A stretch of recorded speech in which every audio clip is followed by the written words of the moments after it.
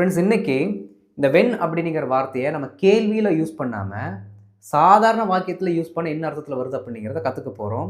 அப்படி யூஸ் பண்ணும் பொழுது வென் அப்படிங்கிற வார்த்தை எப்போது அப்படிங்கிற கேள்வியாக வராமல் போது இல்லாட்டி பொழுது இந்த மாதிரி தமிழ் அர்த்தத்தில் தான் வரும்.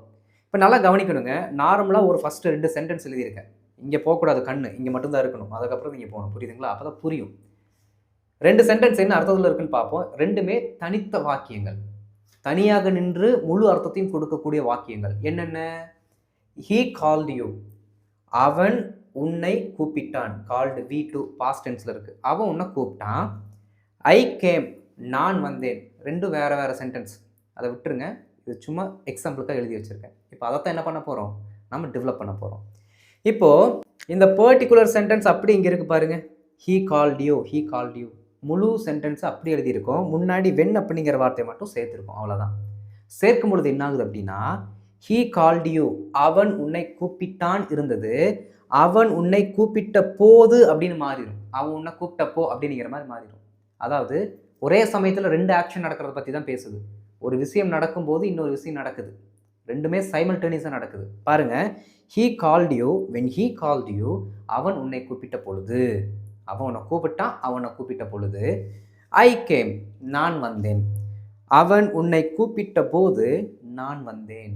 அப்போ இந்த வென் அப்படிங்கிற வார்த்தை எப்பெல்லாம் ஒரு மெயின் கிளாஸ் கூட சேருதோ, முழு வாக்கியத்து கூட சேருதோ, அப்பெல்லாம் அந்த பர்டிகுலர் இன்சிடென்ட் நடந்த போது அப்படிங்கிற மீனிங்கில் வந்துடும். இங்கே வென்னு இந்த சென்டென்ஸ் கூட ஆட் பண்ணியிருக்கோம். அடுத்ததில் பார்த்தீங்கன்னா வென்னை வேறு சென்டென்ஸ் ஆட் பண்ணிட்டோம். இங்கே பாருங்கள், when I came, when I came நான் வந்த பொழுது. ஐ கேம் நான் வந்தேன், வென் ஐ கேம் நான் வந்த பொழுது. When I came, when he called you. இப்படிலாம் கேட்டால் கொஸ்டின் டோனில் போயிடும். அப்படி கேட்கக்கூடாது, ஒரே டோனில் போகணும். வென் ஹீ கால்டு யூ, இது correct. When he called you, இது கொஸ்டின், இப்படி கேட்கக்கூடாது. When he called you, when I came, இந்த டோனில் தான் வரணும். சரிங்களா?